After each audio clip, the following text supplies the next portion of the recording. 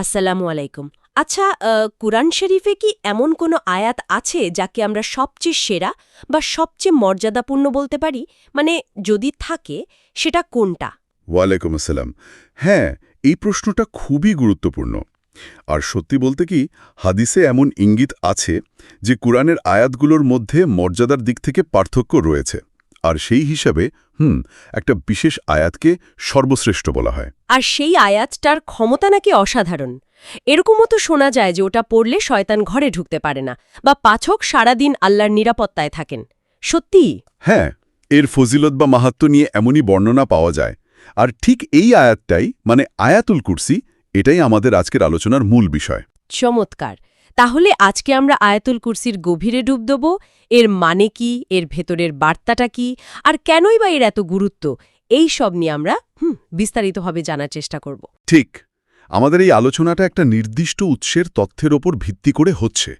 সেখানে আয়াতুল কুরসির অর্থ, এর ব্যাখ্যা, এর ফজিলত এসব খুব সুন্দরভাবে বলা আছে।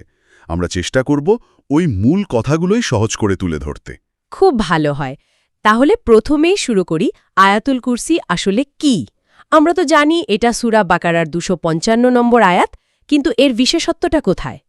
এর বিশেষত্বের গোড়াতেই যে বিষয়টা আসে সেটা হলো স্বয়ং আল্লাহর রসুল সাল্লাল্লাহু আলাইহি ওয়াসাল্লাম তিনি নিজেই এটাকে কোরআনের সবচেয়ে মর্যাদা সম্পন্ন আয়াত বলেছেন।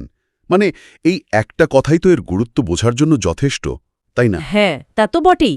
কোরআনের আয়াতসমূহের নেত্রী বা সাইয়েদাতু আল কোরআনও বলা হয়েছে কোথাও কোথাও। ঠিক ধরেছেন। কোরআনের বিশাল জ্ঞানসমুদ্রের মধ্যে এটা যেন একটা বিশেষ রত্ন। আর এটা তো সূরা বাকারার অংশ, যে সূরাটা নিজেও কোরআনের সবচেয়ে বড় আর অন্যতম গুরুত্বপূর্ণ একটা সূরা। আচ্ছা, এবার তাহলে আয়াতটার মূল পাঠ আর অর্থের দিকে যাই। শুরু হচ্ছে এইভাবে, আল্লাহু লা ইলাহা ইল্লাহু। একদম। এর সহজ অর্থ হল আল্লাহ, তিনি ছাড়া আর কোনো সত্য উপাস্য নেই। এই কথাটা দিয়েই শুরু। এটাই তো ইসলামের একেবারে মূল কথা। তাওহীদ মানে আল্লাহর একত্ববাদ। এখানে কোনো কিন্তু নেই, কোনো যদি নেই। সব ইবাদত পাওয়ার যোগ্য শুধু আল্লাহ। একদম পরিষ্কার ঘোষণা। এই ভিত্তিটা তৈরির পরই আয়াতটা আল্লাহর পরিচয় আরও খুলে বলছে।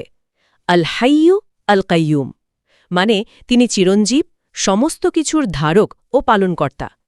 এই যে দুটো শব্দ, আল হাইয়ু আর আল কাইয়ুম, এগুলো আল্লাহর দুটো খুব মৌলিক গুণ, তাই না? আল হাইয়ু বলতে ঠিক কি বোঝায়? আল হাইয়ু মানে তিনি সব সময় জীবন্ত, চিরঞ্জীব। তার জীবনের শুরু নেই, শেষও নেই। তিনি কখনো মারা যাবেন না, তার কোনো ক্ষয় নেই। আমাদের জীবন যেমন সীমিত, অস্থায়ী, তার জীবন তেমন না। তিনি সব সময় ছিলেন, আছেন, থাকবেন। আর আল কাইয়ুম এর মানে বললেন সমস্ত কিছুর ধারক ও পালনকর্তা। এটা একটু বুঝিয়ে বলবেন?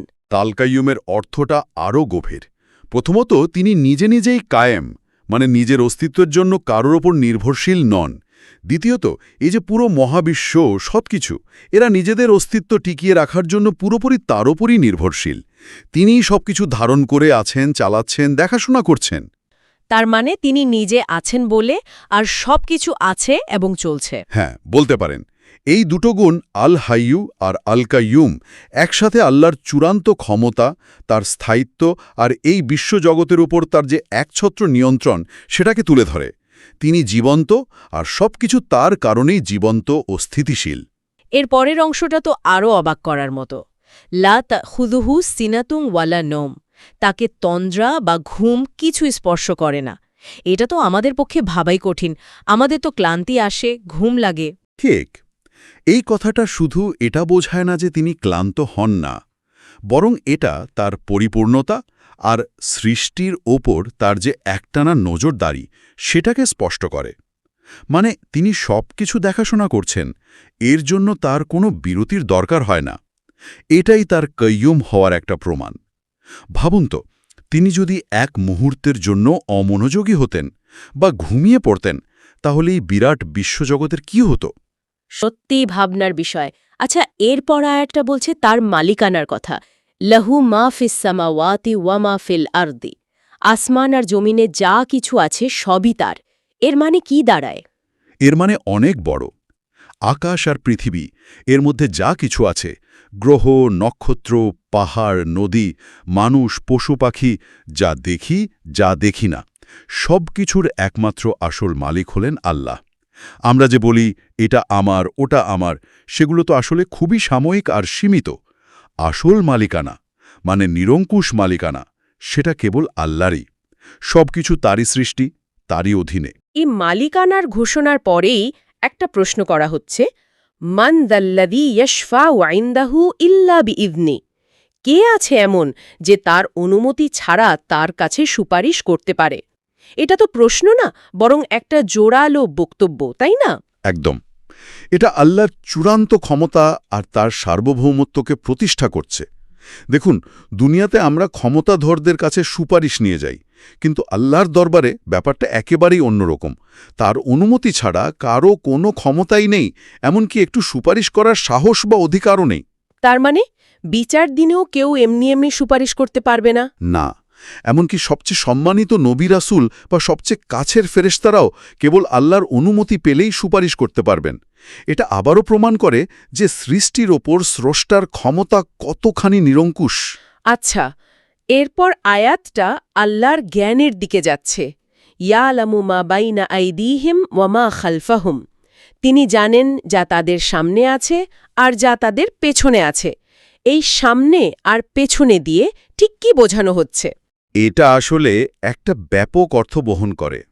সামনে মানে সাধারণত ভবিষ্যৎ বা বর্তমানকে বোঝায়, আর পেছনে মানে অতীত। তার মানে সৃষ্টির শুরু থেকে শেষ পর্যন্ত প্রত্যেকটা জিনিসের অতীত, বর্তমান, ভবিষ্যৎ সব কিছুই আল্লাহ জানেন। কোনো কিছুই যত ছোট বা গোপনীয় হোক তার জ্ঞানের বাইরে না।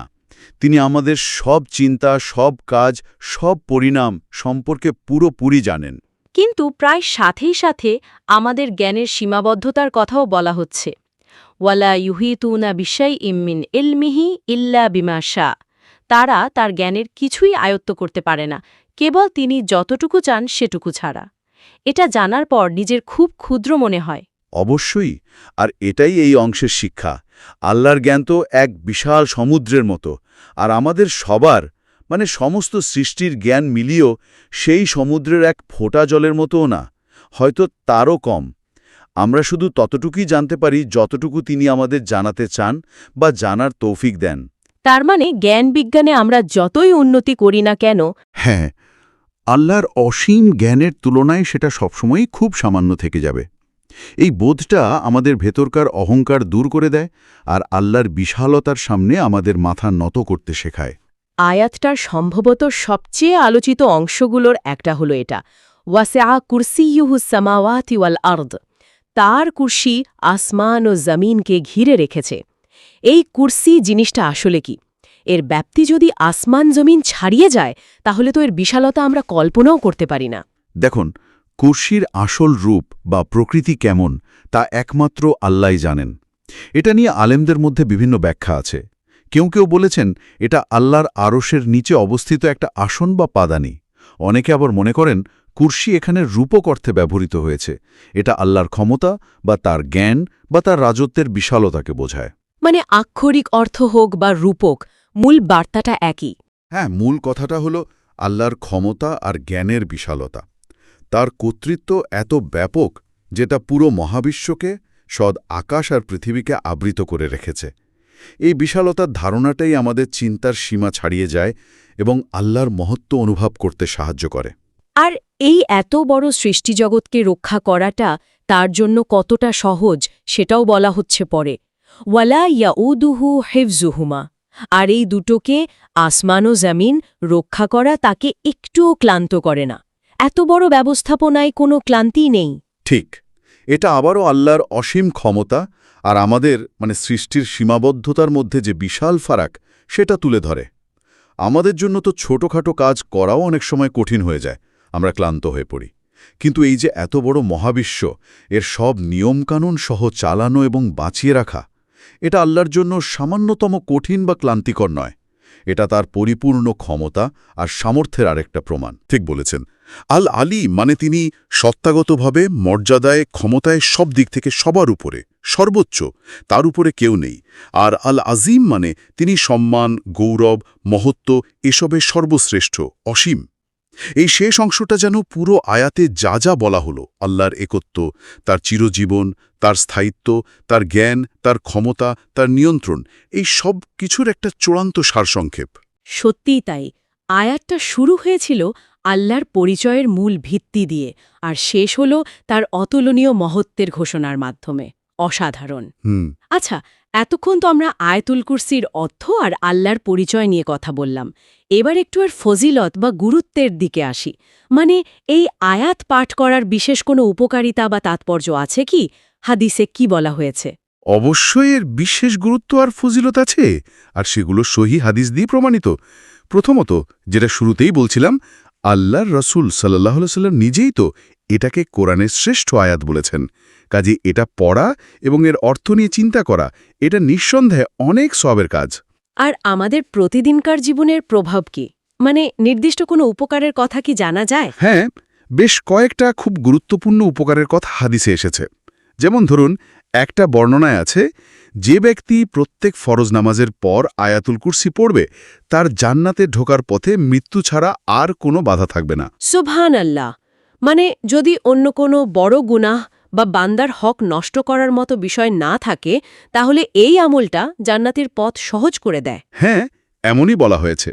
তার মানে বুঝতেই পারছেন, নামাজের পরে এই আয়াতটা পড়ার অভ্যাস করাটা কতটা কল্যাণকর। অবশ্যই। আরেকটা খুব জরুরি ফজিলত হল সুরক্ষা বা হেফাজতের ব্যাপারটা। হাদিসে এসেছে, যে রাতে ঘুমানোর সময় আয়াতুল কুরসি পড়ে ঘুমায়, সকাল পর্যন্ত আল্লাহর পক্ষ থেকে একজন ফেরেশতা তাকে পাহারা দেন, আর শয়তান তার কাছে ভিড়তে পারে না। সত্যি? তাহলে তো এটা দারুণ ব্যাপার।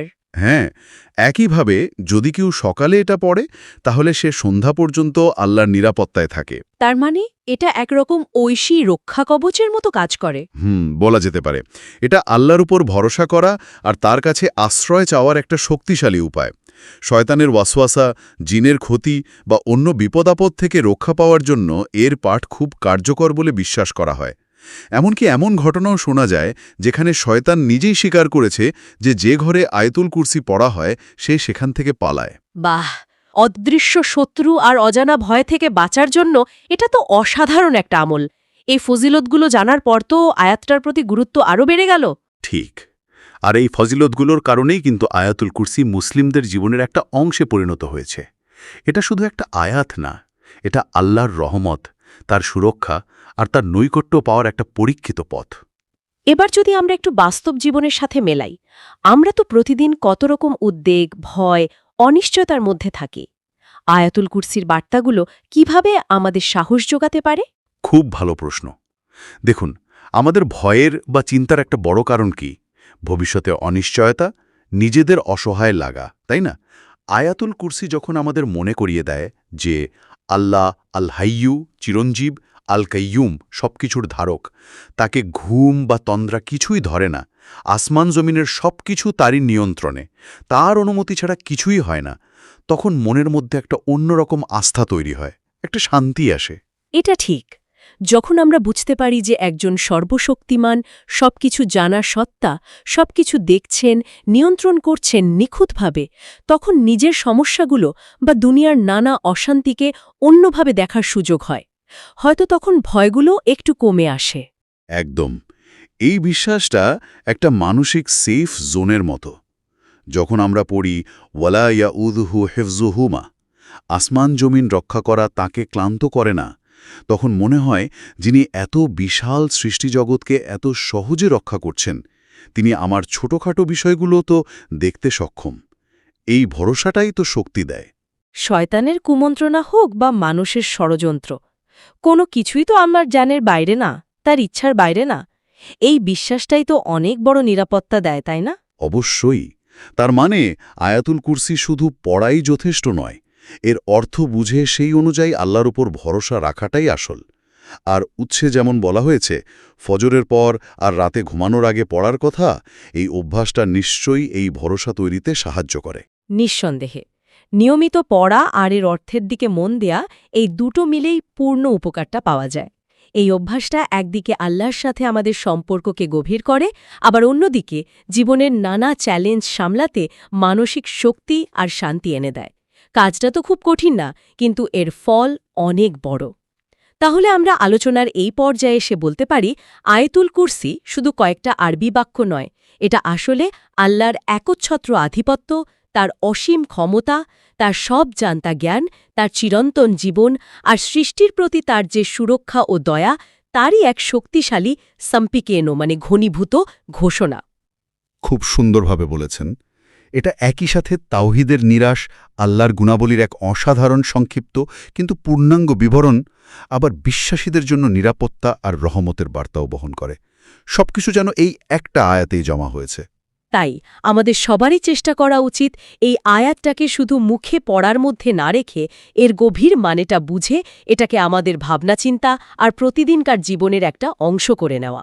এবং এই বুঝটা, এই জ্ঞানটা অন্যদের সাথেও ভাগ করে নেওয়া দরকার, কারণ জ্ঞান যত ছড়ায় ততই তার কল্যাণ বাড়ে। কে জানে, আমাদের এই কথাগুলো শুনে বা আয়াতটার অর্থ ও ফজিলত নতুন করে জেনে কেউ হয়তো এটা নিয়মিত পড়তে শুরু করবেন, এর উপর চিন্তা করবেন এবং উপকৃত হবেন। ঠিক বলেছেন, জ্ঞান ভাগ করে নেওয়ার মধ্যেই তো সার্থকতা। আলোচনা আমরা প্রায় শেষ করে এনেছি। শ্রোতাদের জন্য একটা ছোট্ট ভাবনার বিষয় রেখে যেতে চাই। আয়াতুল কুরসিতে আমরা আল্লাহর যে বিশালতা, ক্ষমতা, জ্ঞান আর নিয়ন্ত্রণের কথা জানলাম, এই জানাটা আমাদের ব্যক্তিগত জীবনে ঠিক কী প্রভাব ফেলতে পারে? আমরা প্রতিদিন যে ছোট বড় ভয় বা চ্যালেঞ্জের মুখোমুখি হই, সেগুলোর দিকে তাকানোর ভঙ্গিতে এই আয়াতটা কি কোনো ইতিবাচক পরিবর্তন আনতে পারে? অথবা একটু অন্যভাবে যদি ভাবি, হ্যাঁ, অথবা আয়াতটার কোনো নির্দিষ্ট অংশ, যেমন ধরুন আল্লাহর চিরঞ্জীবী হওয়া বা তার ঘুম না আসা বা তার জ্ঞানের বিশালতা কিংবা তার কুরসির ব্যাপকতা, কোন বিষয়টা আপনার মনে সবচেয়ে বেশি দাগ কেটেছে? কেন? এই প্রশ্নগুলো নিয়ে একটু একা বসে ভাবলে হয়তো আয়াতুল কুরসির সাথে আমাদের আত্মিক সম্পর্কটা আরও গভীর হবে। খুবই সুন্দর একটা চিন্তার খোরাক দিলেন। আশা করি শ্রোতারা এটা নিয়ে ভাববেন।